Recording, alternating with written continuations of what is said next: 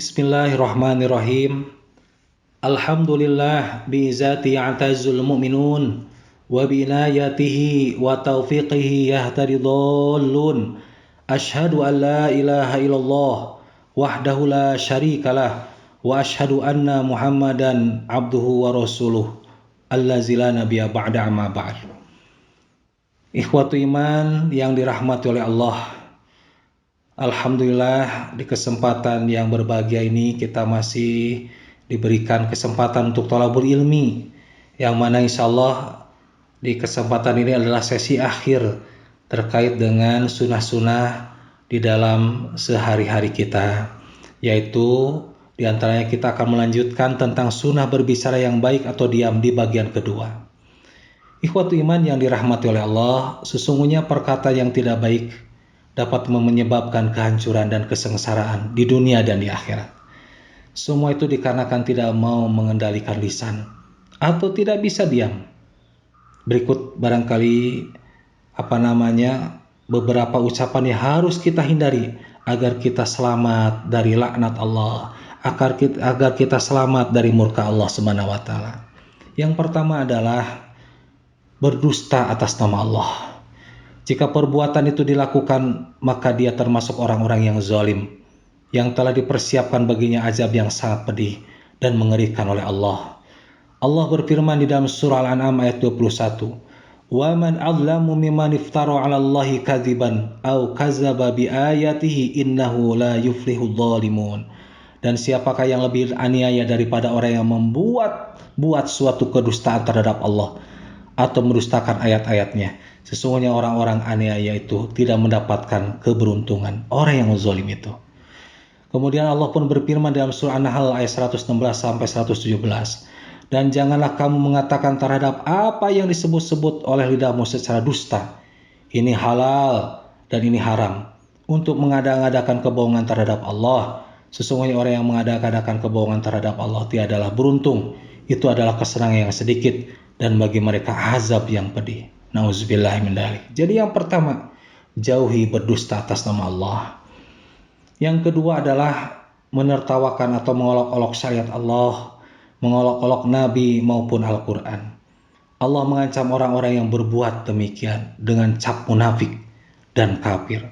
Bahkan orang-orang yang sekedar duduk-duduk bersama mereka ketika mereka sedang mengolok-olok syariat Allah, Rasulnya dan Al-Quran, Allah setarakan kedudukan mereka dengan orang-orang kafir dan munafik. Allah berfirman di dalam surah An-Nisa ayat 140, "Dan sungguh Allah telah menurunkan kepada kamu di dalam Al-Quran bahwa apabila kamu mendengar ayat-ayat Allah diingkari dan diperolok-olokkan oleh orang-orang kafir, maka janganlah kamu duduk beserta mereka sehingga mereka memasuki pembicaraan yang lain. Karena sesungguhnya kalau kamu berbuat demikian, tentulah kamu serupa dengan mereka. Sesungguhnya Allah akan mengumpulkan orang-orang munafik dan orang-orang kafir, yaitu fi jahannam jami'a, di dalam jahanam bersama-sama." Nauzubillahi min dzalik. Karenanya ikhwatu iman yang dirahmati oleh Allah, ini penting. Yang hak katakan hak, yang batil katakan batil. Kemudian juga kita tidak boleh memperolok-olokkan ayat-ayat Allah, karena itu adalah hak yang tentunya disampaikan, difirmankan oleh Allah Subhanahu wa taala. Kemudian ikhwatu iman yang dirahmati oleh Allah, yang ketiga, gemar bersumpah palsu, mengadu domba dan menyebabkan fitnah berita bohong. Ini adalah salah satu yang akan dilaknat oleh Allah. Tentunya lisan kita harus terjaga dari hal ini. Allah berfirman di dalam surah Al-Qalam ayat 10 sampai 11, "Wala tuti' kulla hallafim mahin hammazim masya'im binamim." Dan janganlah kamu ikuti setiap orang yang banyak bersumpah lagi hina, yang banyak mencela, yang kian kemari menghibur fitnah.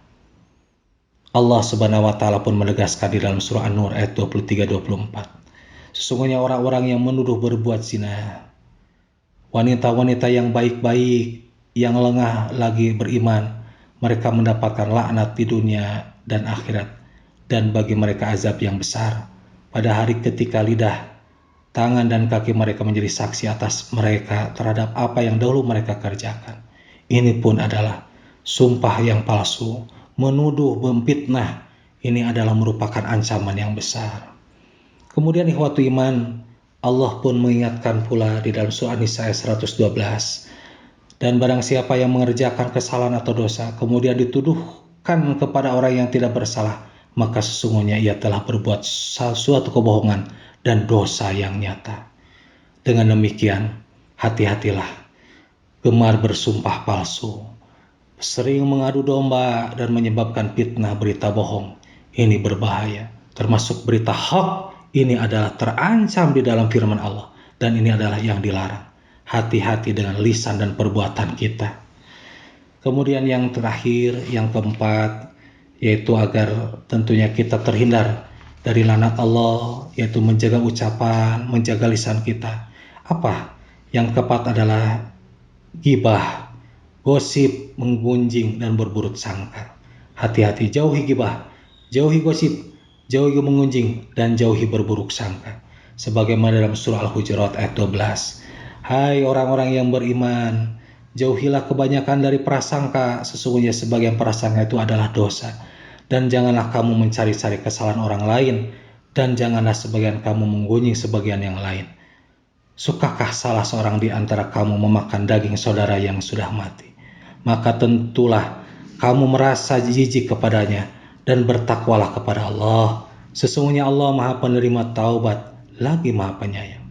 Banyak bicara tanpa manfaat, menyakiti hati, kalimat sia-sia, bersenda gurau yang melalaikan Allah, bermain-main dengan doa, menjuluki dengan julukan yang jelek, dan menyebut-nyebut pemberi yang telah diberikan kepada seseorang, juga termasuk ke dalam serangkaian berkata yang mengakibatkan kita terjerumus ke dalam jurang neraka. Maka kita semua harus menghindari semua itu, agar kita terhindar dari laknat dan murka Allah Subhanahu wa Ta'ala. Semoga dengan kita menjaga sebaik mungkin rambu-rambu ini, yaitu agar senantiasa kita menjaga berbicara itu yang baik, dan tentunya adalah kalau tidak bisa berbicara yang baik, lebih baik diam, maka kita akan selamat dari laknat dan murka Allah Subhanahu wa Ta'ala. Demikianlah yang bisa disampaikan, mudah-mudahan bahasan sunnah-sunnah dalam sehari-hari kita dari awal sampai akhir mudah-mudahan bermanfaat. Semoga Allah memberikan keberkahan dan karunia kepada kita semua. Aqulu qouli hada wa astaghfirullah li wa lakum. Akhirul kalam. Assalamualaikum warahmatullahi wabarakatuh.